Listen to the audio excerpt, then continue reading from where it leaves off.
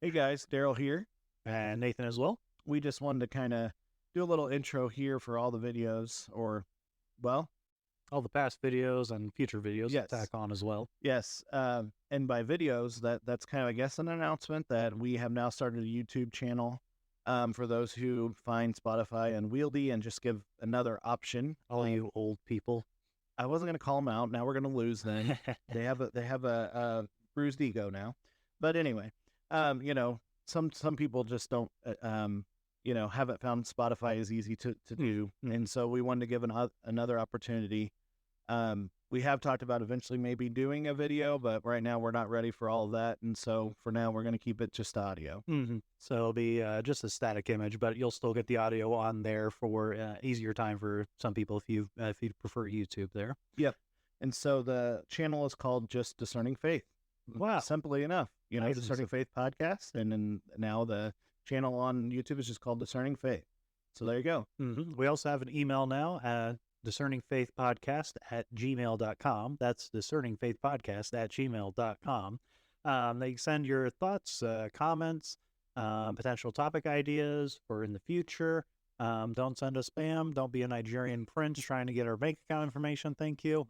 But other than that, yeah, we'd love to have you guys reach out that way, engage in the Spotify comments or YouTube comments, just to build a little bit more of a community feel with all of this. So Absolutely. We would love to hear from you guys. We've done this kind of, I feel like, somewhat in isolation and just kind of put it out there and hope people are listening and engaging. So I want to give you guys a chance to just engage in another way and really just what do you guys want? Where do you guys want this podcast to go, or do you want it to go? Maybe you want us to say stop. But another thing you can do is also on Spotify if you're still listening to it on there. You can leave comments on there. I think we got our first comment. It was my wife. I don't know if it counts, but hey, she put one on there for us, so that was nice of her. And then also on YouTube, obviously, you can put comments in there as well. So I'd love to hear from you. And on to our normal routine of the normal episode. So thanks again for listening.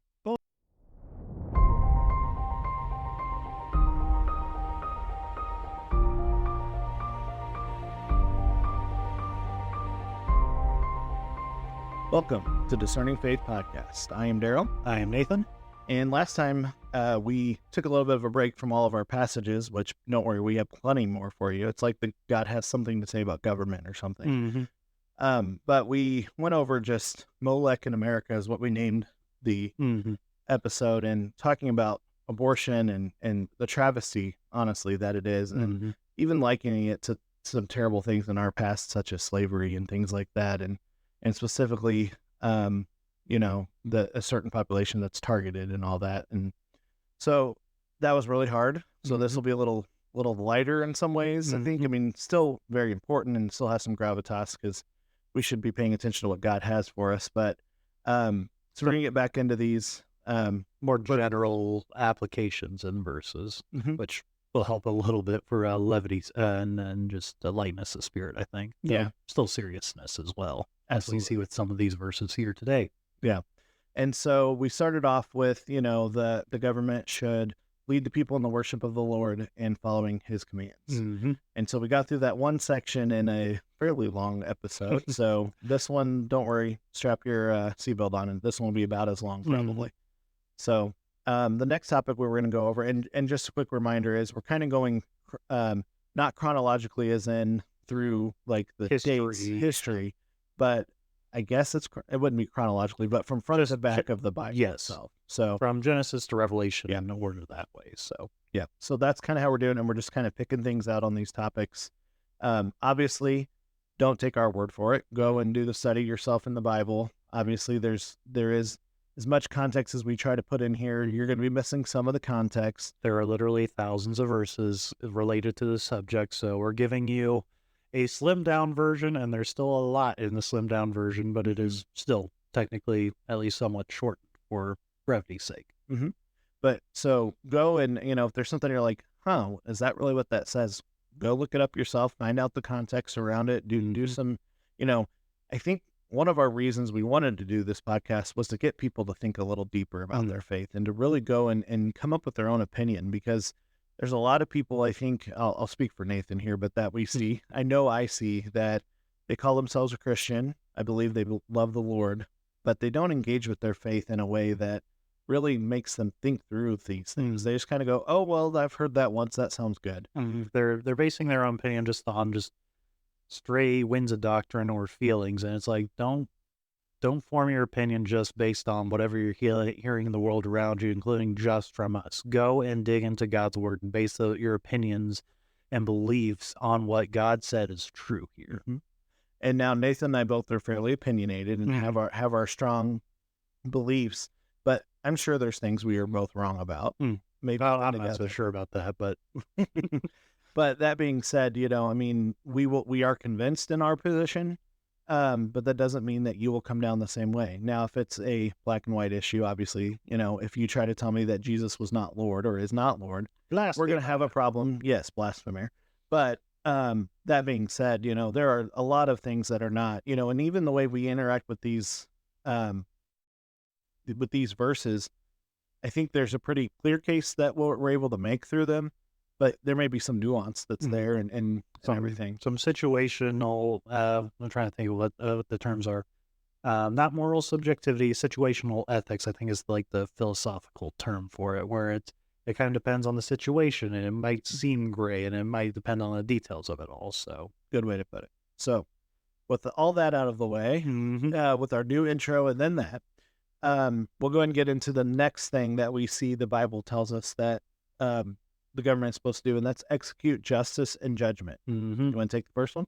All right. So we're beginning off in Exodus here, chapter 18, verses 21 through 23. And so God instructs that Moses, moreover, you shall select from all the people able men, such as fear God, men of truth, hating covetousness, and place such over them, being the people, to be rulers of thousands, rulers of hundreds, rulers of 50s, and rulers of 10s, and let them judge the people at all times. Then it will be that every great matter they shall bring to you, Moses, but every small matter they themselves shall judge. So it'll be easier for you, for they will bear the burden with you. If you do this thing, and God so commands you, then you will be able to endure, and all this people will also go to their place in peace. So this is actually advice that he's getting from his father-in-law, Moses is getting from his father-in-law, in which God confirms as well. It's just generally wise practice that even me being a theocratic monarchist and everything, having one person take on all the burden is just not feasible, as Moses was finding out, trying to help this people and teach these people who had been enslaved for so long, and now we're kind of figuring out, okay, now we're a nation on our own. What are we doing? Moses can't do it all by himself, and it's a burden, and things are getting bogged down. And so what do we need? We need to delegate, and we need to delegate matters of justice and judgment to people who are of high quality, men such as fear God, men of the truth who hate covetousness, to be leaders over different groups of people, partly depending on their character and their ability as far as how many people they're going to be over. Well, and this comes from, so, to give the context, because context is always important. In fact, it's hard to really understand it without the context, but Moses had been leading the Israelites out of Egypt. They were so willing and loving and just loved Moses for his leadership. Never gave him any issue. Unfortunately, that's not the case, but, we can see a picture of ourselves sometimes in that. But so Moses would have a time where all the people would come to him and just line up and bring their issues to him. And it was taking tons of time. So think about it this way, not only for Moses' sake, he's not able to be an effective leader because he's so bombarded with this, but the people, I mean, think about how long, if you have a full nation of people and each person needs to bring their grievance to Moses and they're in line, and it just talk about bureaucracy of bureaucracy, right? At the end of the day, you leave the line because you weren't able to get in, and you're going back to your place. It says at the end of the passage here, but you're not going back to your place in peace because the situation's still out of hand for whatever the particular problem is. So, yeah. And so this just shows God giving us some prudence and some wisdom of, we are finite beings. God may not be finite, but we are. And I can do it, give a personal example here. I lead around 20 to 25 people in my clinic that I run, and there's a lot of times I can't be everywhere. There's times that we run into issues, and, thankfully I have a very strong team lead that I can, count on, and she helps me a ton. Another thing that, thinking of, in these people that Moses is to a point, I'm sure he would appoint them from different backgrounds, different, different trades, different, So going back to my example, my team lead is my clinical person. I am not clinical. I don't know the medical side. Now, I've been in healthcare for 15 years, so I most of the time, if you tell me something that's just stupid, I can go, no, that's wrong. But she is my expert, my subject matter expert. And so having her there makes me a better leader because I can count on her. If I didn't have her, I would have to really rely on my own very inadequate knowledge. So being able to share that burden, that leadership burden with her helps a ton. It makes me better at my job. So this is really, and this is even almost, for lack of a better term, common sense, right? You can't be everywhere. You can't do anything. You're a finite person. Particularly in such a large congregation of hundreds of thousands, if not millions, depending on estimates at the time. So, I mean, you see it also in small churches. Sometimes, the pastor is the everything, and that pastor either gets burnt out or is just not very effective. And it says, then you will be able to endure. If one guy is trying to do it all, they're not going to be able to endure. And Bible talks a lot, but particularly in the New Testament, about persevering and endurance. And so you don't want to burn out your leaders as well. So, so it's good for the leader and for the people they're leading. Yep.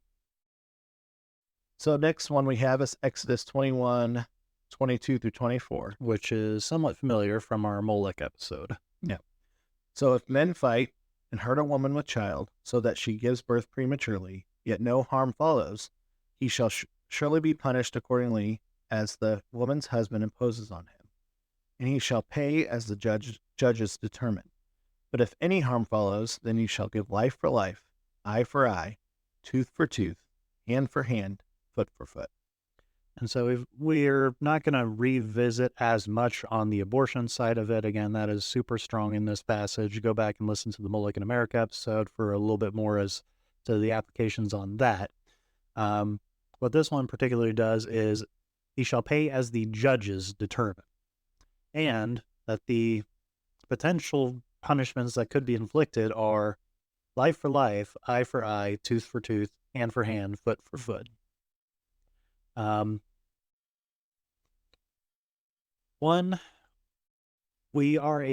This is kind of a theme throughout all these verses that our particular society, I think, struggles with. The idea that judgment is meant to, you don't want to harm too much the person who committed it because we really want repentance and this, that, and the other. And so rehabilitation. Yeah, we don't want to strike too hard on them. And we have unfortunately forgotten that there are two aspects of justice that kind of have to be reached before the repentance and redemption, and that whole aspect of it can be done. First is justice is retributive. It is punishing someone for the wickedness that they have committed. In heaven, thank God, we're going to no longer be suffering the folly of our own sins and the effects of all of that. Come quickly, Lord Jesus. But on this earth, there is still, even for the Christian, there can still be, even after coming to Christ and starting to undergo the process of sanctification, there can still be effects of our sin that we will find and we will suffer for on this world as well. And we often forget that. Before I forget and transition over too quickly to something else, the second part that we forget is that justice is to be a deterrence against others committing that same wickedness as well. Absolutely. We almost act as if, if we're like, oh, we can't punish someone too hard because that won't actually deter other people from committing the same crime or sin or whatever in the future. Are you kidding me? Of course it's going to. If you see, we can learn from other people's experiences and determine, I don't want to go down that road. Or in some cases, if it's a positive thing, I do want to go down that road. But in the case of justice, yes, we can see other people get punished severely for particular crimes, and decide, no, this doesn't seem like it's a good idea for us to go down this road as well. Mm-hmm. Only after those two kind of conditions are filled can we really go about the redemptive aspect. Otherwise, we really lose the core of what justice is altogether. Mm-hmm. And so I say all of that because it says he shall pay as the judges determine, and that is a punitive measurement. It is made to be a punishment. And the additional punishment beyond just the monetary fine could be very severe. It could be you lose your life because of the particular sin and crime that has been committed here, and in hurting this child, whether deliberate or not in this particular case, versus those who are fully born and everything. That is not quite as severe. There has to be intent there as well. And it seems severe to our modern notions, but no, it has to be this way for there to be justice in this situation. Otherwise, we're not actually treating the issue as we ought, and in which case we're not actually seeking after justice at all. So, and God is a God of mercy, but he's just as much a God of justice. Mm-hmm. It goes both ways. And, one of the arguments I've heard is, well, they may come to know the Lord if we just give them enough time. Mm-hmm. Well, this may be the Calvinist in me showing, but I believe God is going to bring them to him before they go, if he's going to bring them out. I'm not a Calvinist, but I still agree. Like, they've had their lives up to now, and particularly in America, like, most people, if we're being really honest, have at least heard some form of the gospel. It may not have always been the best presentation, but most people have heard, most people know, most people have been in a society that has been so largely influenced by Christianity. They at least know, particularly in regards to justice, they know moral law to some degree. And know that there are certain rights and wrongs you just do not cross. And if you cross them, then you've lost any opportunity at that point. Like, your life's about to be cut short, and you don't have any opportunity for that repentance anymore. So, well, and even going a step further, the Bible talks about, if you see the world, it cries out who God is. Mm-hmm. And you should search for God. Mm-hmm. In fact, if you really look at history, because history teaches us a ton, right? But I thought all of history is just a bunch of idiots that didn't know any better. And men trying to oppress everyone else in their society. So, yeah. Well, that's one take on it. The wrong take, but that's one take on it. But history teaches us, if you look back, how long has it been since atheism started? A couple hundred years, maybe, in the grand scheme of very recently, the grand scheme of history. Yes, there was always a higher power. We are ingrained with a God-shaped hole that tells us there is something more. We know there is a spiritual aspect to our lives. Great. A lot of people sought those higher spiritual powers in the wrong things, false gods, demons, Molech. Yeah. But people at least knew that there was something higher that we were searching for. Absolutely. And so you don't see the whole idea of atheism come on until much later in history. And we and even then, I would contend most atheists know. It's a denial. They know there's something more. But the Bible says that even if they don't ever hear the gospel, they are still responsible because they should have sought it, and even, and maybe, I don't know, we're getting into the weeds here a little bit, but, there may be times where maybe God saves someone without knowing Jesus in a certain way, that they put their faith in him if they never hear of Jesus, I don't know how that works. I'm not God, but like if you're in a crazy... Bible does not really go into the details of all of that. It simply tells God's people, go and proclaim the gospel. Right. So our job is to go proclaim it so that they have the chance to know who Jesus is and know the gospel.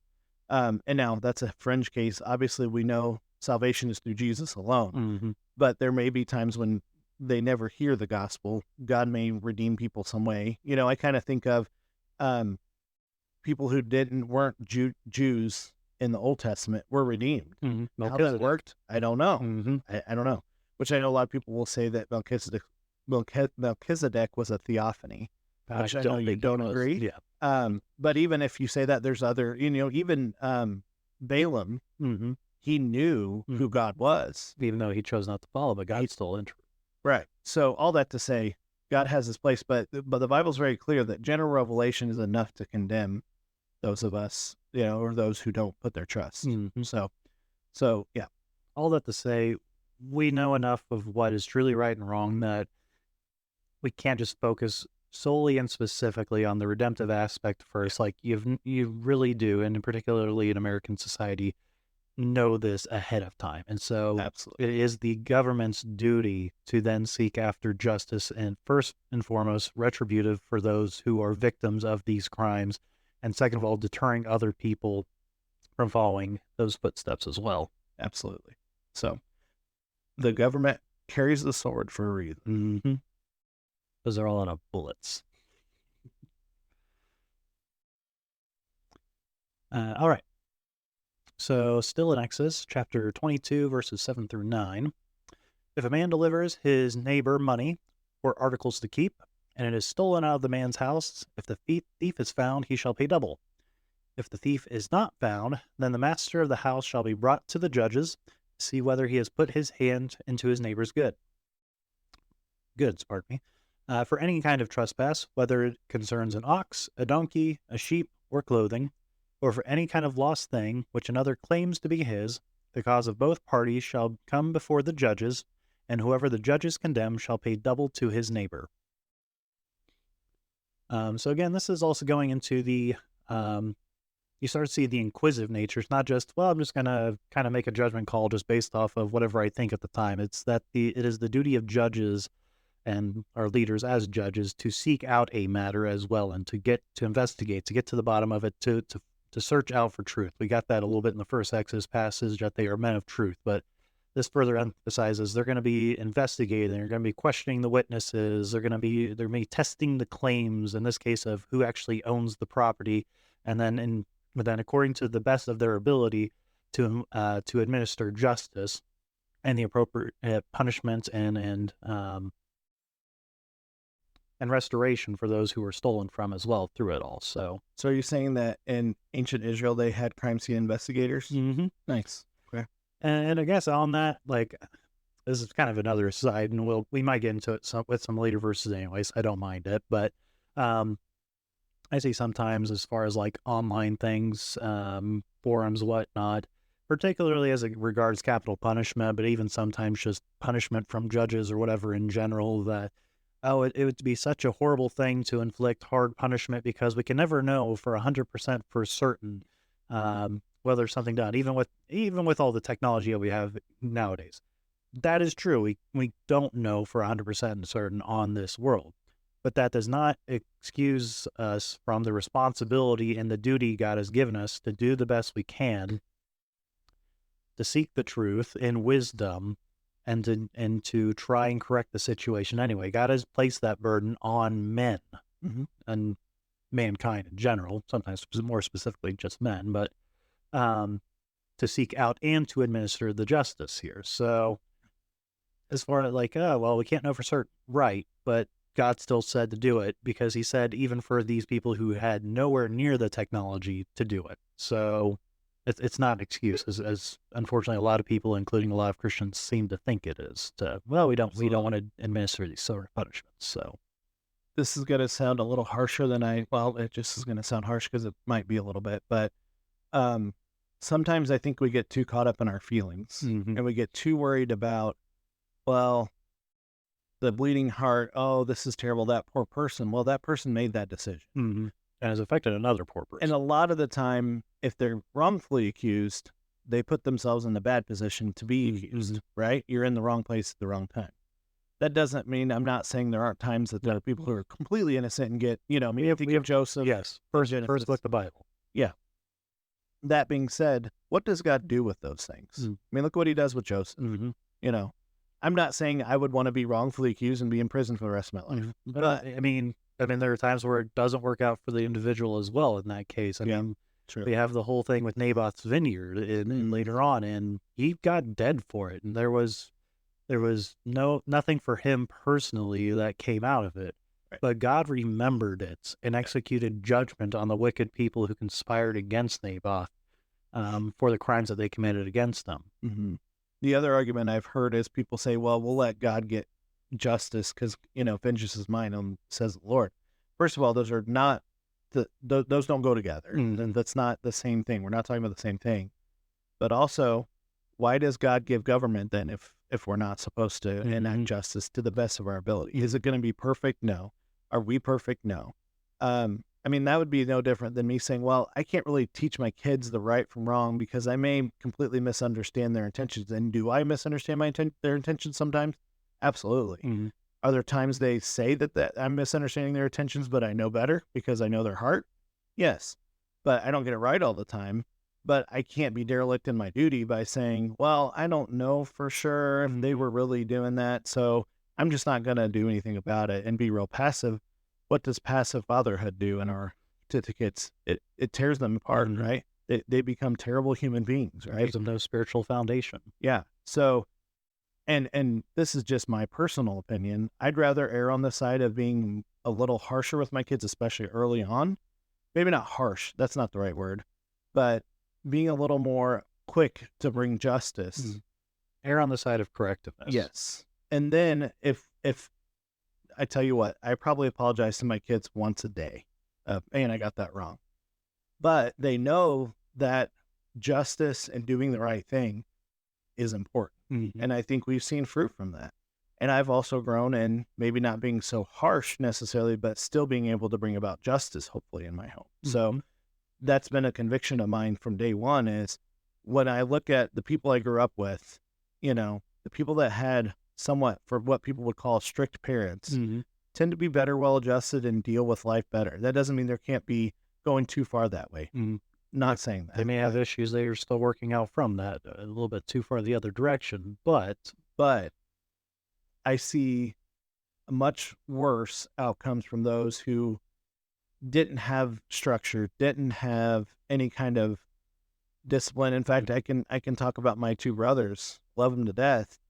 They're my half brothers, and they have different dad. And at their house, at his house, everything went. And I think they still deal with some of that from Whereas in my house, especially with my dad, their stepdad, we stayed in line. We did what we were supposed to. Mhm. Now, I will say that the overhanded justice somewhat just made me sin in a different way. So I watched my brothers constantly in trouble. I'm like, yeah, that's no fun. So I wasn't outwardly sinning, but I was rebellious in my own way. Mhm. But again, I still would say I'd rather err on the side of a stronger hand than a gentler hand, Mhm. if that makes any sense. Yeah. Yeah. All right. So next passage we have here is actually just one verse, Leviticus 19:15. You shall do no injustice in judgment. You shall not be partial to the poor, nor honor the person of the mighty. In righteousness you shall judge your neighbor. Oh boy, that's a good one. Mhm. So no injustice, Mhm. not be partial. And I think it's interesting in our culture for the first thing to be, you shall not be partial to the poor. Mhm. Because I hear all the time, oh, well, they're poor. They don't know any better. They have to feed their family somehow, blah, blah, blah, blah, blah, Mhm. right? A judge should be impartial. Mhm. They should not look at color of skin. They should not look at socioeconomic status. They should not look at education unless the education truly is a point where they didn't understand. But even then, ignorance of the law doesn't make the law any less important. Mhm. So I don't know that not be partial to the poor is big because I feel like our society tends to go, well, they're poor. It's, they don't Yeah. know any better or whatever. So Mhm. I mean, we've excused all sorts of riots and even beyond just the minor acts now, we're excusing more and more violent and destructive acts because of these. I don't know, it's a personal preference of people that we have that each of us harbors in our heart. I mean, it lists both because I think it knows that all of us do have certain prejudices to honor certain people more than others. Some people will honor the poor more than the mighty, and some will honor the person of the mighty more than the poor. All of us have to wrestle with that and make sure we are not partial to either, particularly in matters of judgment and justice to this. So, absolutely. all right, on to the book of Numbers now, chapter 25, verses 4 and 5.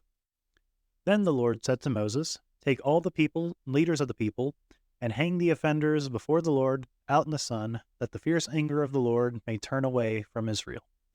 So Moses said to the judges of Israel, every one of you kill his men who were joined to Baal of Peor. Man, the Old Testament is just so much fun. So this is after one of many Israel's early rebellions during Moses' time, and this is again they were joining to a foreign god. I think women of a foreign god in this particular situation, and Moses is told by God to take the leaders of the people and hang them, and Moses in turn delegates that to the judges as well, who are to take care of, again, where they were appointed over leaders of thousands, of hundreds, of fifties, of tens. And okay, these are the people that you had authority and responsibility over who have now acted rebelliously against God and joined in worship of another God now. It is now your duty and responsibility to execute the death penalty on them for this crime. We could get into all sorts of things on apostasy right now, but it's a little bit more of an aside. We've already taken quite a few this time. Yeah. So, but that one, judges are to carry out this one in here. It is over the people they were responsible for. So that's also part of the thing of justice is that they are also responsible to God for us as well. And our actions do reflect on them and add burden to them, which now if they don't carry out, then God's going to be going after them in justice as well. So if we try to prevent them from carrying out that justice, then there's a lot more injustice that gets bred because of that. So, yeah, absolutely. So the next one, Numbers 35, 22 through 24. However, if he pushes him suddenly without enmity, or throws anything at him without lying in wait, or uses a stone by which a man could die, throwing it at him without seeing him so that he dies, while he was not his enemy, or seeking his harm, then the congregation shall judge between the manslayer and the avenger of blood, according to these judgments. So this is talking a little bit about cities of refuge, involuntary manslaughter, which is different in Old Testament law, and for what punishments are applied versus, planned, meditated murder. So at least that's the context of it all. And here it's interesting because we think of it at, we've been talking a lot about individual leaders. Here it says the congregation. So particular to these cities of refuge, there was a little bit more of a communal judging and investigating on matters of, hey, is this guy allowed to live here in our city in exile? Or is this a case where, no, the blood avenger should be taking his life because he intentionally murdered someone else? And there's a lot more of that communal aspect to justice from it. And so we got to remember, again, just as we talked about before, we're responsible to our leaders and they're responsible for us. Sometimes it's not only the leader's responsibility to execute justice, but sometimes that carries down to the congregation, to the people as well. So you're saying I am my brother's keeper? Yes. Now, there is a verse in the Old Testament with that. I don't think we've listed it here. I don't think it's necessarily related to all those. But yes, we are to watch over our neighbors and our brothers' sin as well. This is not a laissez-faire morality that God has implemented. Yeah. Moving on to Deuteronomy, which always might sound familiar to other things because it repeats a lot. Chapter 1, verses 13 through 17. Choose wise, understanding, and knowledgeable men from among your tribes, and I will make them heads over you. And you answered me and said, the thing which you have told us to do is good. So I took the heads of your tribes, wise and knowledgeable men, and made them heads over you, leaders of thousands, of hundreds, of fifties, of tens, and officers in your tribes. Then I commanded your judges at that time, saying, hear the cases between your brethren, and judge righteously between a man and his brother, or the stranger who is with him. You shall not show partiality in judgment. You shall hear the small as well as the great. You shall not be afraid in any man's presence, for the judgment is God's. The case that is too hard for you, bring to me, and I will hear it. So it's again kind of another telling of Moses instructing the leaders that they give. And In this case, it also includes stranger, because the stranger in the midst of Israel is also to be treated equitably with justice. You see that all throughout the prophets. When they stop doing that, God condemns them for not giving justice to the widow and the orphan, but also to the stranger in their midst who has come to be a part of their people, even though they were not naturally born such. It echoes again the no partiality, small as well as great. It emphasizes a good point of not being afraid of any man's presence, because in times of turmoil and of political instability, I think in particular throughout history, you could easily see where judges might be afraid, well, this guy has a lot of power and is rising up the ranks right now, so maybe I need to be afraid of him, or, alter my judgment in some way, because this could affect a lot of things. Do not be afraid in any man's presence, for the judgment is God's. Mm-hmm. And so we have a higher authority that, again, fear of the Lord is a good thing that we should be afraid of rather than any individual man's presence as it comes to justice. Don't fear the one that can kill your body, but fear the one that can throw your body and soul into hell. Mm-hmm. Absolutely. So the next one, Deuteronomy 16:18 through 20. You shall appoint judges and officers in all your gates. Wait, have we read this one already? It's almost as if it's really important that you do this thing. Which the Lord your God gives you, according to your tribes, and they shall judge the people with just judgment. What kind of judgment? Just. Mm-hmm. That's important. You shall not pervert justice. You shall not show partiality, nor take a bribe, for a bribe blinds the eyes of the wise and twists the words of the righteous. You shall follow what is altogether just, that you may live and inherit the land which the Lord your God is giving you. Mm-hmm. So, again, we're appointing judges, Mm-hmm. and they shall judge the people. I mean, that's pretty straightforward. But again, I stopped on just judgment because that is important. Not any judgment is good, only just judgment. And so that goes back to the investigating and making sure that we're making the right judgment. Mm-hmm. The kangaroo courts of communist regimes were technically a judgment. They were not a good judgment. They were not just judgments. They were judgments for the party or for whatever particular plan they had going on. They were not just judgment, as God has ordained leaders to execute. Yeah. So again, being just full of justice in the way that we make our decisions. Mm-hmm. And that one also ends on a particular promise of blessing. If you do this, you will live and inherit the land which the Lord your God is giving you. It kind of echoes a little bit with honoring your father and mother for the first commandment of the 10 Commandments with the promise that you may do well and live long in the land that the Lord your God is giving you. It's an echo of that. There is a blessing that comes from executing that. It's not just God's just arbitrarily giving these out because he's strict or crazy and just wants to see if we'll just do whatever he says because he says it. It's because God is good and wants to give us a blessing from doing these good things. Mm-hmm. So, Deuteronomy 17, verses 8 through 13.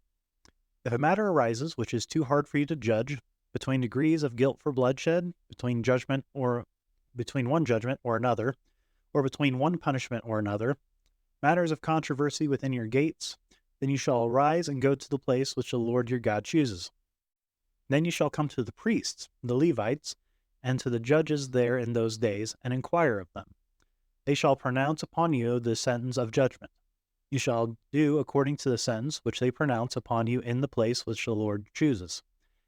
And you shall be careful to do according to all they order you, according to the sentence of the law in which they instruct you, according to the judgment which they tell you, you shall do. You shall not turn aside to the right hand or to the left from the sentence which they pronounce upon you. Now the man who acts presumptuously and will not heed the priest who stands to minister there before the Lord your God, or the judge, that man shall die. So you shall put away evil from Israel, and all the people shall hear and fear and no longer act presumptuously.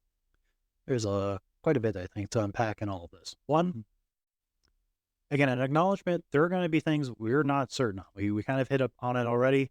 Yes, that is an obvious fact of life, and God's not oblivious to this or unaware of it. And that's why God gives contingencies for how you're to deal with these, in which case you're to take them to higher authorities. In this particular case, the higher authorities are both the judges of the city which God is going to reside in, but also the priests, the Levites there. Again, this whole idea of we separate law from morality is quite frankly insane. It's just craziness. No, law is inherently based in morality. There is no separating the two. And It's not based in morality. What's the point of it? Yeah, based on our feelings, what we feel is right. No, there is an objective standard that God has given us here. So it may sound weird to our modern ears. Well, how come priests are like? Are you saying you should take it to the local pastor if there is something you don't understand and need wisdom on in matters of justice? It's not a bad idea, folks. Maybe God's going to give them a word of wisdom for how to deal with this particular situation, as God said He will do in this case here. It's just like, why are we trying to make justice like secularized and like, no, there's no way that can happen without basis in God, without a people searching after God. It's just not going to work otherwise. You shall do according to all that they tell you. You shall not turn from the right or left. And the one who disobeys that, it's a death penalty for that.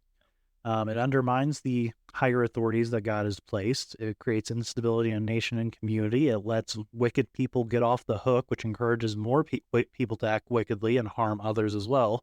Or for them to perpetuate a either the same or a worse, potentially, crime again. I mean, you see that in, I don't know, California, where someone that's important used to be the DA or the attorney, and one of the judges, sorry.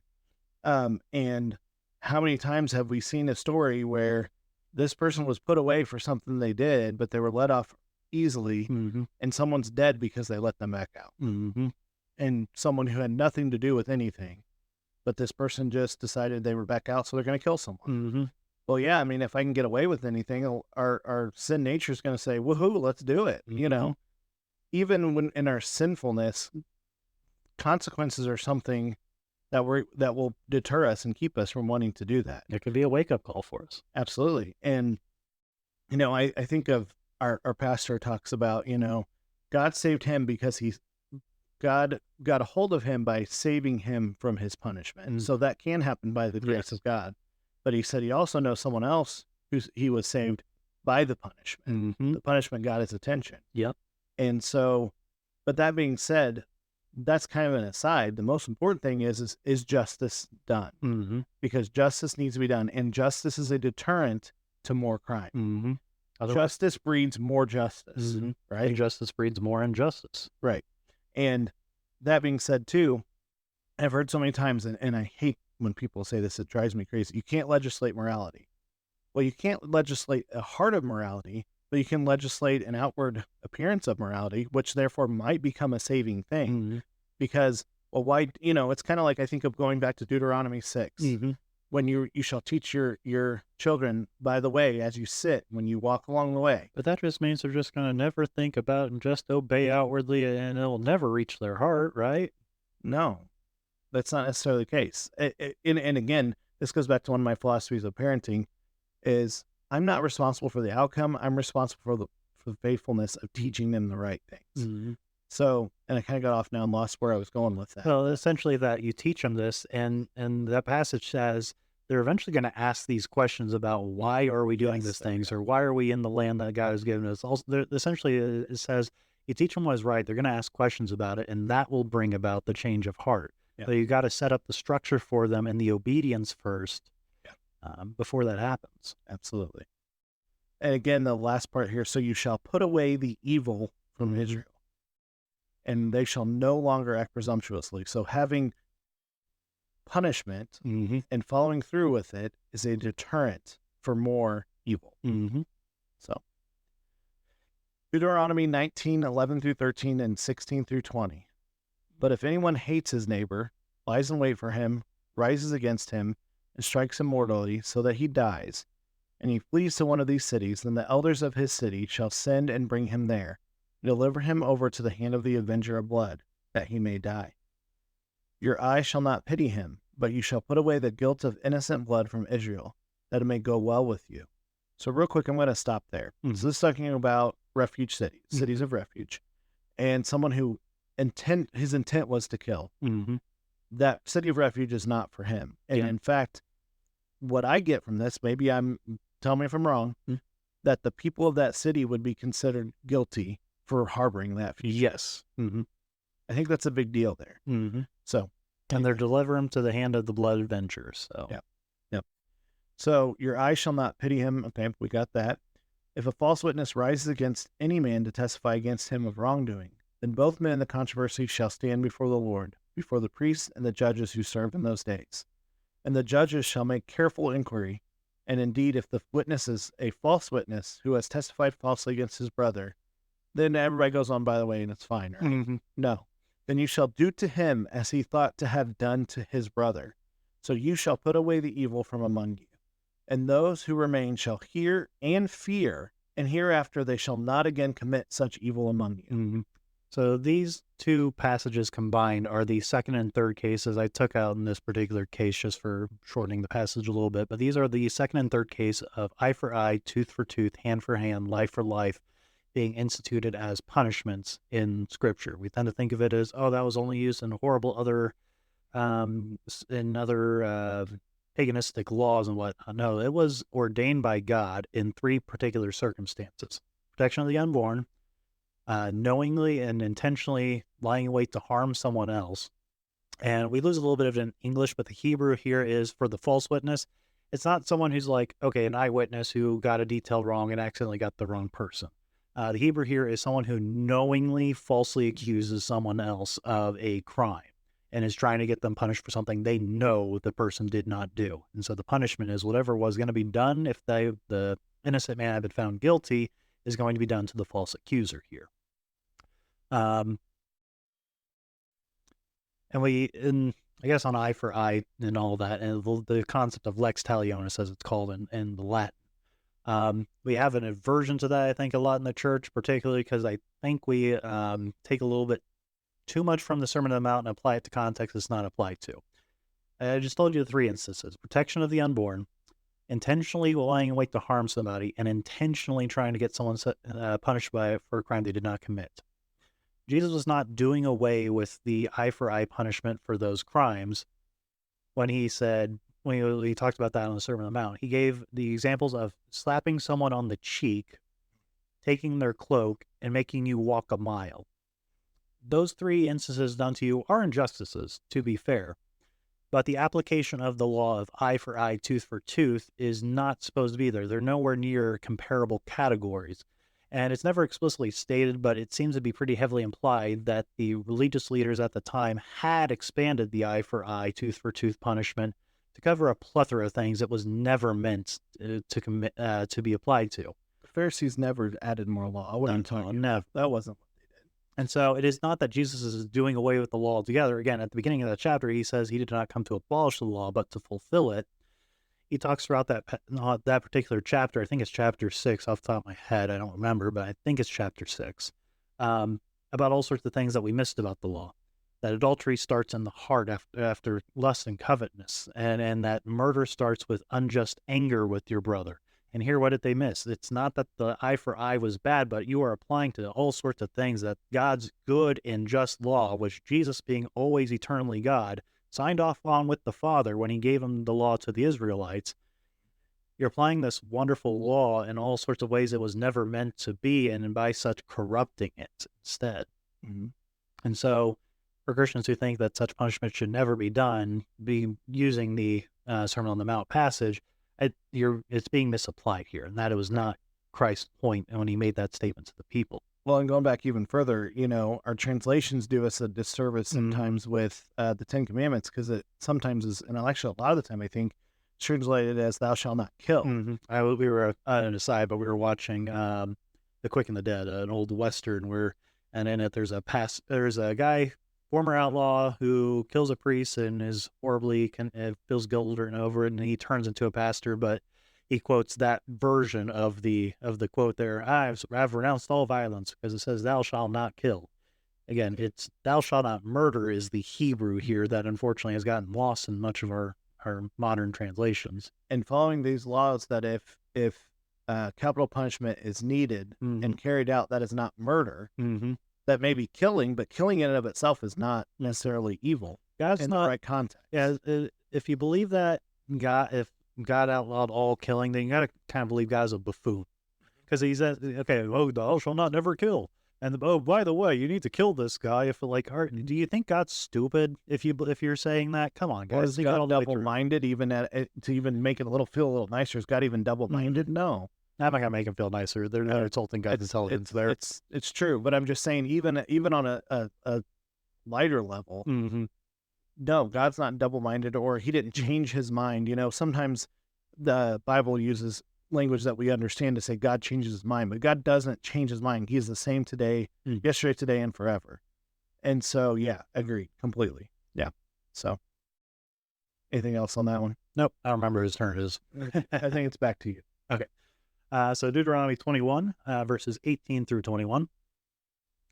If a man has a stubborn or rebellious son who will not obey the voice of his father or the voice of his mother, and whom, after they have chastened him, will not heed them, then his father and his mother will take a hold of him and bring him to the elders of the city, to the gate of his city. And they shall say to the elders of the city, This son of ours is stubborn and rebellious. He will not obey our voice. He is a glutton and a drunkard. Then all the men of his city shall stone him to death with stones, and so you shall put away the evil from among you, and all Israel shall hear and fear. I do jokingly misquote this one all the time when talking to friends about disciplining their children, but to treat it with all seriousness here.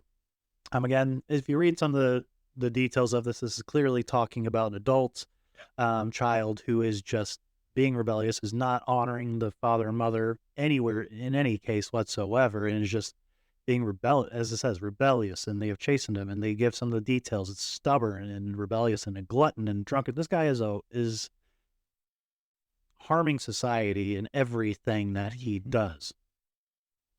And so the father and mother directly kill him. No. They take him to the people that God has ordained, again, the leadership that God has ordained to implement justice. It is not listed here, but I guess as an aside real quick on anything with the death penalty, in the law, I don't think I listed it in any of these verses, but in Hebrew law, you are to have at least 2 or 3 witnesses before any death penalty is carried out. So it is, again, to avoid the false witness accusations. God also implemented this in his law, that you have multiple witnesses. So again, the judges are supposed to question out and verify and inquire all the facts of it, and to have a much more certain just sentence that they're actually carrying out here. It's not just, well, one guy says. And so as you see in the case of Naboth's vineyard, they bring 2 witnesses. As you see in the case of Jesus before the leaders of the Jews, they're bringing in multiple witnesses and seeing if they can agree. Now, the Jews are screwing it up so much in that particular case that people couldn't even agree when they were bringing in these false witnesses, but they were still technically trying to implement that part of the law where you have multiple witnesses attesting to this fact. So as it applies here, it's the father and the mother kind of being witnesses, though if the guy is really such a hindrance on society, there's probably going to be more witnesses to the son's disobedience than just them. And again, this is a communal, all the men in the city shall execute the punishment in this case. All of them shall stone. And we have already talked a little bit about it, but again, justice is a communal act, and we all have a responsibility to it. Well, and what I'm hit by with this is, what is God asking these parents to do? Kill their own child. Mm-hmm. God doesn't do that. God doesn't do that lightly. Mm-hmm. But I think in our society, we've lost the idea of how bad evil is, mm-hmm. and how detestable these things are. Mm-hmm. I think that's why, if we go back to our last episode, Molech in America, things like that can happen, mm-hmm. because, oh, well, it's not that bad. It's just a fetus. Well, first of all, that's a whole nother argument. Mm-hmm. But yes, evil, murder, hurting of other people for your benefit or because you're angry with them mm-hmm. is terrible. Being a glutton and a drunkard to the point that the whole town knows it. Mm-hmm. I don't know. I don't remember if we have anything in here about like the adultery laws. Probably we do, but I can't remember. I think we do. But it talks about having witnesses, even when if someone's caught in adultery, mm-hmm. they're both supposed to be stoned. Mm-hmm. but there's supposed to be multiple witnesses. So this means that they're living in complete debauchery because most of the time that's something you would hide. Yep. And there's even laws for if the woman is found in the city versus out in the countryside where there might not be anyone to help her and whatnot as far as her crying out. So even then, the Bible's talking about, well, it's expected that there's going to be witnesses, that you should have cried out if you were in the city and you're getting assaulted. Versus out in the countryside, yeah, you could cry out, no one's probably going to be around. So there's even distinctions there in God's law. Yeah, but God takes sin and evil very seriously. Mm-hmm. I think we've lost that in our culture. Oh, yeah. So. Is it my turn? I don't remember anymore. Yes. Sure. Yes, because I was joking about that particular passage. So Deuteronomy 22, 13 through 21. If any man takes a wife and goes into her and detests her and charges her with shameful conduct and brings a bad name on her and says, I took this woman, and when I came to her, I found she was not a virgin, then the father and mother of the young woman shall take and bring out the evidence of the young woman's virginity to the elders of the city at the gate. And the young woman's father shall say to the elders, I gave my daughter to this man as wife, and he detests her. Now he has charged her with shameful conduct, saying, I found your daughter was not a virgin, and yet these are the evidences of my daughter's virginity. And they shall spread the cloth before the elders of the city. Then the elders of the city shall take that man and punish him. And they shall fine him 100 shekels of silver, and give them to the father of the young woman, because he has brought a bad name on a virgin of Israel. And she shall be his wife. He cannot divorce her all his days. But if the thing is true, and evidences of virginity are not found for the young woman, then they shall bring out the young woman to the door of her father's house, and the men of the city shall stone her to death with stones, because she has done a disgraceful thing in Israel, to play the harlot in her father's house. So you shall put away the evil thing from among you. The evil from among you. This one's probably a very weird one for a lot of people. Mm-hmm. So I guess as far as a little bit of context, the evidence that they're talking about tended to be like, I don't know, you call like a wedding towel almost, that tended to be a much lighter color. That was used during the consummation, in which case the blood from losing of the virginity for the woman would then get on that and then would be essentially used to prove her virginity before the wedding. And I think a lot of people read this passage and think it's almost condemning for women this way, but it was actually with that a protection from them. As they said, is to protect them from false charges of her being shameful before marriage and unfaithful. So, yeah. Um, I think too here, I'm going to step on some toes. Do it. And, God takes marriage very, very seriously. Mm-hmm. And so that's why literally he's willing to have the women stoned if they had been unfaithful before marriage. Mm-hmm. That's such a foreign concept in our culture. Because sleep around, whatever. Yeah, same here. I mean, so I think a good way, as far as good wisdom from this for modern day, is as well, one, that we need to be honest with our future spouses before wedding and all this. Like we in those, particularly in the church, have a weird aversion to sex talks and whatnot. And obviously we don't want to stir up passions and whatnot before we can properly act upon them in the bonds of marriage. But we do need to have good, hard conversations, particularly with past faults, which God has redeemed us from before that. And just so we can be truly one with our spouse ahead of time, and to sort through these issues before they later become a surprise and then are a heavier burden upon the couple from that all, for one. Absolutely. Secondly, again, probably stepping on toes, but this has a lot of community involvement. Some would say almost interference with personal marriages. And I think particularly in America, I don't know how it affects all cultures throughout the globe and all that, but particularly in America, we're almost hidden with our marriages, even in the church. Like, oh, well, this couple is going through this thing and no one knew, or we'll kind of leave it to them. They'll kind of sort it out. Maybe only a couple of us will get involved.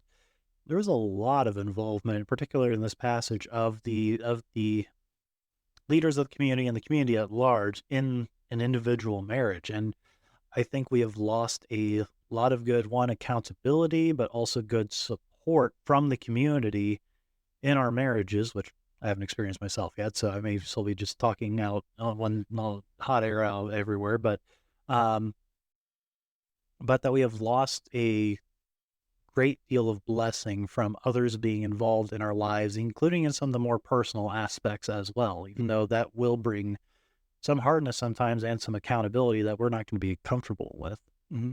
Well, I think it goes back to, so this is going to be another aside, but I think it really fits here. So you talked about, in the church, sometimes we're afraid to really talk about sex and all that kind of stuff. And I kind of grew up, I think we both did, around the time of the purity movement, which I think had good intentions, but in practicality, I think it basically taught us that a lot of us around our age, that sex was dirty and wrong and gross. And any even sensuality is also right, just quickly leading to that, and so you shouldn't even involve yourself in that as well. Right. But at that time also, which at any time, the world was very eager to teach us about sex. And, a lot of us went away from the church either. So there were two scenarios that typically happen, and mostly men and women were on both sides. But a lot of women especially were like, this is gross. I guess I have to do it on my wedding night, but and I'm afraid now of this. And how many marriages that has deprived a lot of pleasure and blessing from because of that. And then the opposite was, oh, well, I went out and was educated by the world and got into things I should have never gotten into, and still suffer for those kind of things as well. And so, where was I going with that? But I think just we think of things as shameful that are not necessarily shameful, but because we've given them over to the world, we've allowed the world to dictate what this thing is. Sex is one of those things. Sex is this, either it's kind of shut up behind a closed door and it's not something we ever talk about, or it's what the world where it's in your face and it's debauchery to the fullest. It has nothing to do with the way God intended it, and it's an evil, and it's a blight on our culture, and it has affected all of us whether we realize it or not.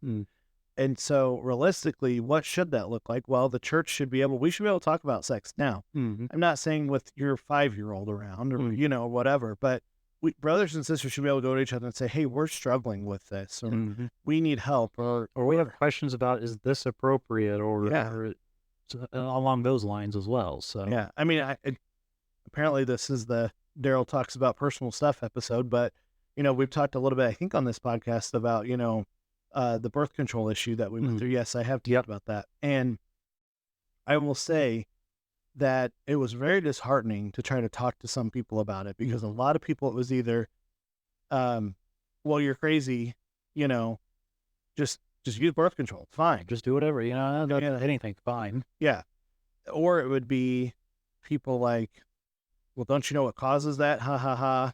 That's why I have so many kids, blah, blah, blah. And it's like, well, first of all, shouldn't we be excited that we're enjoying that in marriage? Because that's the way God intended it. Something about the quiver full of arrows, and blesses the man who is full of them.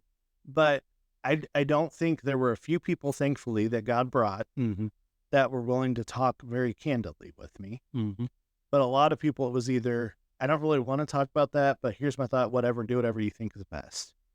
But I want to work through this. I tend to personally really need to talk through things and get many opinions and then go to the Word and work through something, especially something that you can't go into the Word and look up birth control. I mean, you can find things that are somewhat similar, but it's a little bit harder. But it's not like it's just well, go to Second Hesitations 5. That's all on birth control or not, right? So we need to be in community. We need to work through these things, especially these hard things that are not black and white. And we can even, guess what? We can actually disagree on these things together, as long as it's in love and in truth, and we're working through them together, right? Yep. Particularly, though, in love and truth, and not just in whatever I feel led by in this particular day. So right.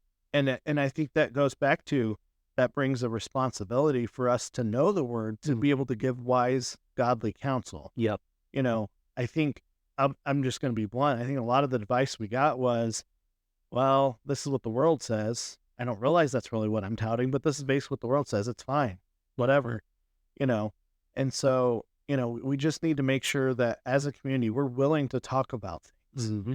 And I'm not saying you have to go around to every single person in your church and say, hey, let's talk about this in a random and awkward time. No, but there should be a good amount of people in your church that you could go to about any topic and talk through it. Yep. And trust them. So we're in community. Yep. And community should be in marriages. Yeah. All right. Deuteronomy 25, 1-3. If there is a dispute between men, and they come to court, that the judges may judge them, and they justify the righteous and condemn the wicked, then it shall be, if the wicked man deserves to be beaten, that the judge will cause him to lie down and be beaten in his presence, according to his guilt, with a certain number of blows. 40 blows he may be given, and no more, lest he should exceed this, and beat him with many blows above these, and your brother be humiliated in his sight. So, I was particularly hard on the redemptive aspect as well, but the Bible does, and to not say the Bible never has anything to do with this, Bible doesn't want just over punishment all the time, all retribution, everyone shall feel its wrath. No, there is also a concern for the perpetrator as well. In this case, if he is to be beaten, there might be sins where a good caning might be the appropriate punishment for the crime. You may do so, but here are the limits. There are limits according to different situations that are applicable. And so if you exceed this, then you are starting to lose judgment. You're now starting to humiliate and go beyond what justice calls for to, again, this is a perpetuator, but they call him your brother. Your brother may be humiliated in your sight. And so, again, as much as we harped on the other ones earlier, the Bible's not silent on such, and there is still an appropriateness to the level of punishment that we dictate. This passage in particular, as an aside, does have it talks about, I was lashed 40 times minus one, or however, I don't remember the exact phrasing. It's a little bit weird of a phrasing, but it's referencing that they had instituted this particular punishment upon, I think it's Paul, right? Paul. Yep. I don't remember where, but it is Paul. So, that's kind of where, why are they doing that to him? This is where they're getting that particular punishment from in the law. So, yeah. Any thoughts from me on it? No, I think you summed it up well. Good job. Thank you. Joshua 20:3-6 says that the slayer who kills a person accidentally or unintentionally may flee there. Again, talking about refuge cities. Mm-hmm. Or cities of refuge. I like to say it the wrong way, apparently, but cities of refuge. I think both fine. But the slayer who kills a person accidentally or unintentionally may flee there, and they shall be your refuge from the avenger of blood.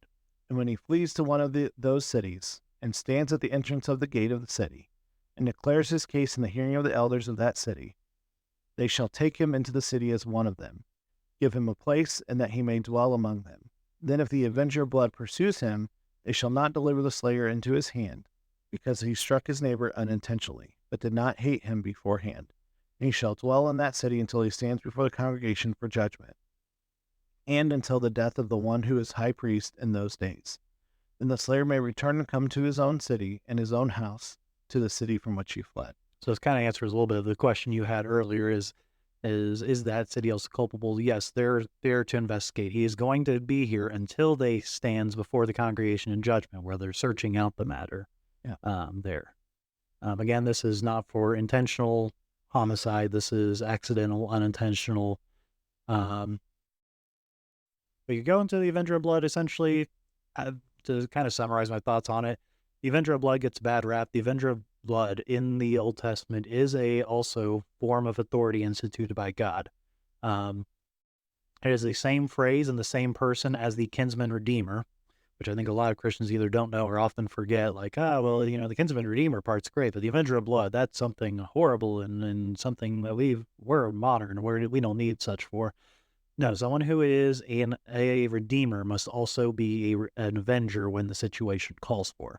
And he is the one in this case who is charged by God for his family to go seek justice if someone was killed in his family. Mm-hmm. However, even he had limitations where he could not pursue them into the cities of refuge if the congregation found that it was that rightly the guy, well, rightly or wrongly, that the perpetuator did so accidentally. He could stay there in exile, essentially, which is where I think there's also a lot of good justification for modern day as well laws and whatnot, or for involuntary manslaughter and whatnot. Like, yes, there is a purpose to spending years in prison, and that can carry over to as a translation of this law here, where he is in exile until the death of the high priest, for if it was accidental. So, what's the significance? I'm just curious what you think of the significance of till the death of the high priest. It's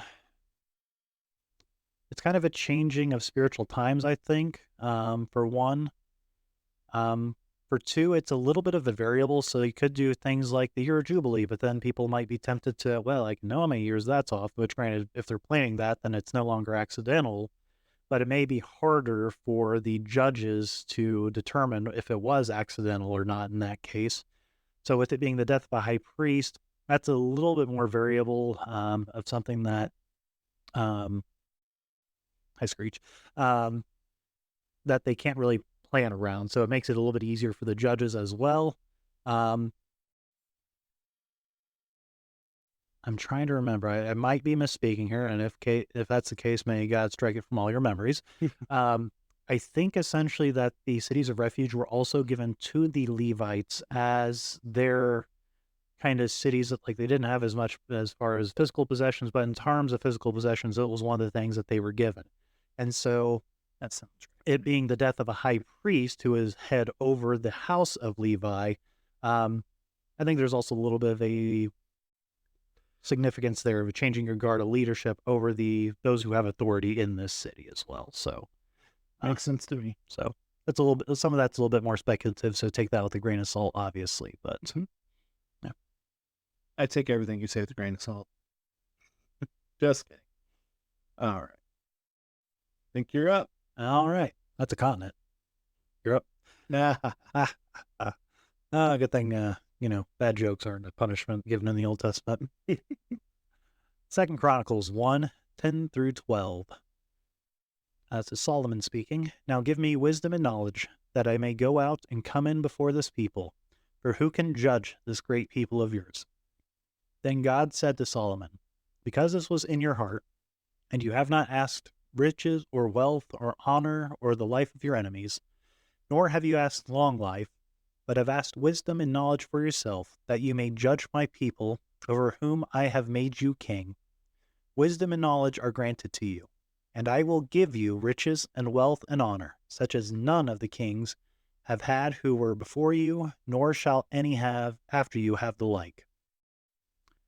I know in one episode we've also dug pretty hard at Solomon, but again, what he asked for and what he had pursued in the beginning was a great thing. It was noble. And I think sometimes we can detract a little bit. He asked for wisdom and knowledge for a purpose. And it was because he was given this responsibility from God to lead this people as king and as a judge over them. And so I think it's a good thing to keep in mind as well. As he didn't just ask this for his own purposes. Aha, I'm wiser than anyone else. I'm more knowledgeable than all of you. It is for the purpose of these people have been placed under me by God, and I have a duty to them and to God for this. And I want to carry that out well. And that is why he asked this in particular of God. Mm-hmm. So. Yeah, I mean, and it kind of goes along with all the scripture we've already been reading, right? Mm-hmm. About being a good leader and leading people well. And it's almost like maybe that was being passed down to him orally or something. Mm-hmm. And, that's important. Mm-hmm. But I think David instructed him in this. One of his last talks that he had, I don't remember what passage it is now. But it does list a little bit that he does instruct Solomon to seek after wisdom and knowledge because he's going to be leading these people. So this was a if nothing else, a piece of advice, but probably I'm trying to think of a phrase that means more than that, but I'm kind of underselling it there. But something that had been instructed, charge, yes, from his father to carry out, and that was a good charge that David did give to his son, as much as he screwed up a lot of his other sons. Yeah. So, yep. 2 Chronicles 19:4-7. So Jehoshaphat dwelt at Jerusalem, and he went out again among the people from Beersheba to the mountains of Ephraim, and brought them back to the Lord God of their fathers. And he set judges in the land throughout all the fortified cities of Judah, city by city, and said to the judges, Take heed to what you are doing, for you do not judge for man, but for the Lord, who is with you in the judgment. Now therefore let the fear of the Lord be upon you. Take care and do it, for there is no iniquity with the Lord our God, no partiality, nor taking of bribes. So this is one of the kind of in the middle of the pack as far as timeline goes. One of the better kings for Judah, but in their line of kings, one and in the middle. And from the context, it's pretty clear they had lost a lot of these righteous judges in the land that Moses had at first appointed, and so they had just lost what judgment was. And Jehoshaphat, seeking to bring them back to the Lord God of their fathers, knew that he also needed to set up judges to do so as well. Because again, as we talked about with Moses, Jehoshaphat can't do this all on his own. Yep. He needs the help. He needs the judges to do this as well. And he instructs them, as Moses did to his judges, that here's the way you are to do this. Mm-hmm. And so, yeah, it's almost as if the wisdom of having judges and having these characteristics of judges lasts throughout the ages. Yeah. Crazy. Yep. Ezra 7:25 and 26. And you, Ezra, according to your God-given wisdom, set magistrates and judges who may judge all the people who are in the region beyond the river, all such as know the laws of your God, and teach those who do not know them. Whoever will not observe the law of your God and the law of the king, let judgment be executed speedily on him, whether it be death or banishment or confiscation of goods or imprisonment. I love particular Persian kings anyway. So this is one of the Persian kings instructing Ezra, hey, I have this in my heart, and, here in I need this to get done back in the land. Here's what we're going to do here, and here's what I am charging you as a king, but as instructed by God to instruct you to do. Set up these judges, teach them the law of God and the law of the king as well. Execute justice, do it speedily, no matter what it is. I just have a particular fondness for Persian kings. Well, I mean, when you see, they honored the Lord quite a bit with what they do. Some of them more than others, right. But overall, the examples in in Scripture, definitely you see a lot of this of, how often do you expect the king of a foreign nation who doesn't follow the Lord to say, observe the Lord, the laws of your God, make sure they know the laws of your God, because he could easily said, well, here's our laws, let's just follow these. Mm-hmm. So that is pretty cool that God brought someone at that time to do that for Ezra. Mm-hmm. Speaking of Ezra, we're continuing in chapter 10, verses 7 and 8, and then 14 through 17. And they issued a proclamation, and they issued a proclamation throughout Judah and Jerusalem to all the descendants of the captivity, that they must gather at Jerusalem, and that whoever would not come within 3 days, according to the instructions of the leaders and elders, all his property would be confiscated, and he himself would be separated from the assembly of those from the captivity. All right, and now I'm going into some of the talking that they're doing at this assembly. Please let the leaders of our entire assembly stand, and let all those in our cities who have taken pagan wives come at appointed times, together with the elders and judges of their city, until the fierce wrath of our God is turned away from us in this matter. Only Jonathan the son of Asahel and Jehaziah the son of Tikvah opposed this, and Meshullam and Shabbatai the Levite gave them support. Then the descendants of the captivity did so, and Ezra the priest, with certain heads of the fathers' households, were set apart by the fathers' households, each of them by name, and they sat down on the first day of the 10th month to examine the matter.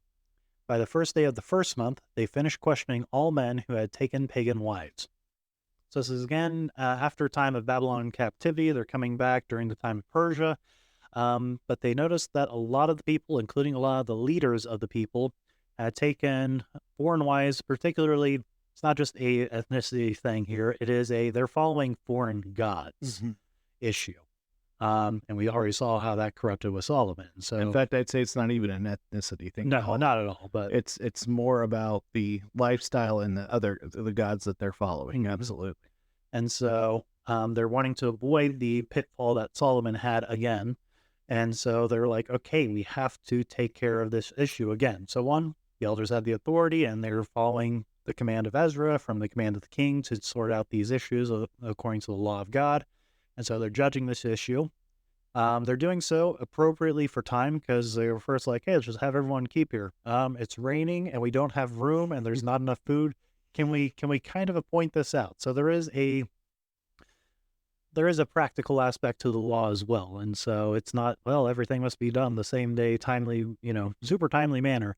You still want it timely, obviously, but obviously sometimes justice takes time. This is one of those passages that acknowledges that certain situations can take time to resolve, but they do need to be resolved within a reasonable amount of time. I had another thought and I lost it, so we'll see if it comes back to me here in a second. Your thoughts? Just to go back to the ethnicity, it doesn't say Persian wives; it says pagan wives. But honestly, again, you're kind of covering most of what I have thoughts of. So well done. Good job of having crazy names in that one you had to pronounce too, by the way. I'll say, if you say it with confidence, it sounds right to other people. I've heard that. I don't know if that's necessarily true, but I've heard that. Yeah. But I can't remember. I think you can kind of just see that, like, we built up what God expects, and now you see Israel doing it well at times and not doing it well at times, and seeing blessing come from that, because after this, they have a little bit of blessing, right, as they come back in the land for a time. So, and then let's get into some Proverbs. Yes. Proverbs are always great. Proverbs 8:14-16. Counsel is mine, and sound wisdom I am understanding. I have strength. By me kings reign, and rulers decree justice. But by me princes rule, and nobles, all the judges of the earth. So this is one of the passages with wisdom being personified as an actual woman here, for context. Yeah. And so just, the importance of wisdom and all that wisdom does, right? And you can't lead well without wisdom. So, and without wisdom, you can't rule. Kings can't rule. Rulers can't decree justice, and judges can't judge. Yeah, and there is strength in wisdom. That's something I think we can also treat like wisdom as like a weak, meek thing. That's it's kind of nice, but there's no actual power to it. No, there is power to wisdom, and we need to remember that there is goodness to that power. But wisdom's a dumb stat.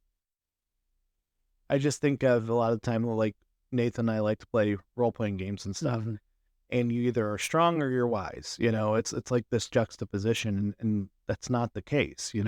But I think that the reason that is in those games is because that's our cultural consciousness sees that as being wise, or being more focused on knowledge rather than strength. Physical strength makes you weak, or your intelligence. I know so many facts about this and the universe as a scientist, or I am a charming and charismatic politician, sort of thing. Right. We value those sorts of things more, unfortunately, in our society, and we don't have to sacrifice for wisdom. But even if we should need to sacrifice for it, it is a good thing to sacrifice for. But wisdom does have strength of its own. All right, Proverbs 28, and then also verse 26. A king who sits on the throne of judgment scatters all evil with his eyes. A wise king sifts out the wicked and brings the threshing wheel over them. You find this funny for some reason, so I'm wondering what you're thinking of. It just kind of hits me as funny, like scatters all evil with his eyes. I know, just in my American consciousness, it just hits me. It's kind of a funny passage. Well, I think it goes into a lot of, if this guy is a good king and is truly concerned about judgment and justice and is sitting on the throne there, when he hears evil, there should be a particular reaction, a particular look from him that this is something he hates and that will bring wrath. And so is it the dad look? Yeah. The dad look on steroids, where oh, I done goofed up, and so I don't want to go before the king and face this from him, and so the evil flees from the land because of it. Well, and I think we've lost that in our culture, because our culture doesn't really respect authority or those in power. In fact, most of the time we just assume they're corrupt jerks, right? But I think in a feudal society, or even before feudal, when there were kings and monarchs and and people that had power centralized more than we do in our society, Mm-hmm. there was a respect and even a fear of that monarch or of that leader that you're going to go before, just like we should have a fear and respect for the Lord himself, right? Mm-hmm. And so it's just it's almost foreign concept to us that, I mean, I think there's some of us that if we have to go to court for something, we might be a little afraid of the judge, you know. I mean, I was on jury duty early this year, and I ended up volunteering to be the foreman for it because I got grown pretty confident in the wisdom and discernment God had given me. And the particular judge who is on the ballot, so I guess since we're somewhat talking about the election stuff in recent episodes, if you see Mark Smith on the ballot, he is a good guy to a point. He's a good judge. And he's an amicable guy overall, but when it came to the courtroom itself, it's like, I kind of fear this guy a little bit, especially having the authority over the rest of the jury. And there were a couple of things I screwed up as far as procedure goes, and thankfully he was patient but firm with me in that. But it's like, yeah, that was kind of like, yeah, I should fear this guy because he is on the throne of judgment right now. He is over me, and so just from the guy who's not even on trial, it's like, yeah, this guy's impressive and I should fear him. Much more so the one who is potentially going to be on trial. If you're thinking about committing the wickedness, you should be fearing this sort of thing ahead of time. Absolutely. Yeah. Proverbs 29:4 and then down to 14. The king establishes the land by justice, but he who receives bribes overthrows it. The king who judges the poor with truth, his throne will be established forever. So, you know, I think of he who receives bribes overthrows it. So most of the time, if you're doing something underhanded with bribes, you're either trying to overthrow the power that's in or you're trying to keep a corrupt power that you have, right? Mm-hmm.